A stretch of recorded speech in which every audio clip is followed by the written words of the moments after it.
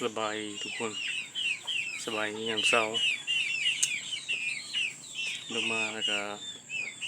ว่าสิเกลือเป็ดเกลือไก่นี่แล้วก็เกลือหมูมื้อนี้ก็ว่าสิไปซ้ำตะกร้าดำหน้าพุ่นแหละตั้งหน้าไม่เท่าค่อยอยู่แหละเขาบ่ทอดมันก็ยังทันได้ลงมาแต่ด่านมาแต่เก้าดำร่วมกันนะซ้ำตะกร้ามื้อนี้นะซ้ำตะกร้าแล้วก็แล้วเอากามาดำอยู่หน้าพี่นะทุกคนคือไก่คือไก่คือเป็ดเนี่ยเป็ดไก่กับมีหลายพอซ้ำนี้แหละก็มาเลี้ยงนะยังไม่ได้ใหญ่ไก่กันนะพูนหน้ากะคือหน้ายังจะดำแล้วอยู่พุ่นแล้วพุ่นเองงูพอไม่นะปล่อยเลยงูก็ปล่อยแล้วก็ปล่อยไฟให้มันสดนะตรงน้ำใสกันตรงไว้ใสฝนตกเนี่ยตรงแล้วตรงไปใสเนี่ย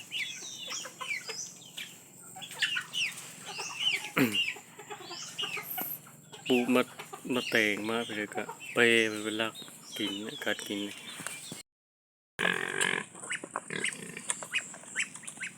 หมูก็มีโซโตเนี่ยตัวนี้จงไม่เฮ็ดเมพันธุ์มันนี่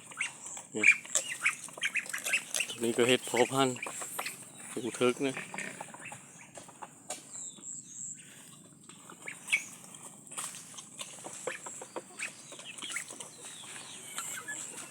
ทำดีเด้อกินทำดีนะนี่คืออาหารกินธรรมชาติเลยกินทำ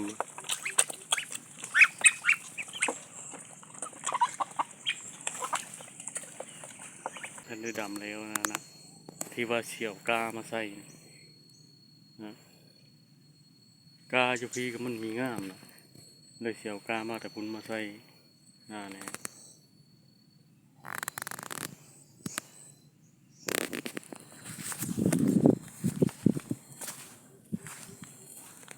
กามันเลยมันจะแดงมันจะเหลืองนะกาบุงามคือกาคงไม่เท่าใส่ผูที่ก็มันบุงามมาตัวดำแล้วก็พูดนี่กาเนี่ยกาที่ว่ายังเหลืออยู่นี่กับไม้นี้ยังสนดำให้พวกใหญ่เติบเลยแล้วก็ไปพุ่นพุ่นก็มีลงซ้าเนี่ย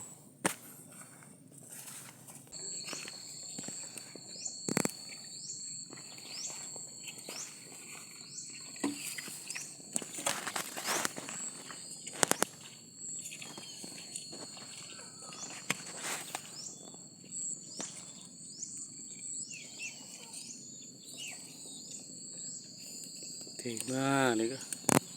เท่หน้าเห็นแล้วปีนี้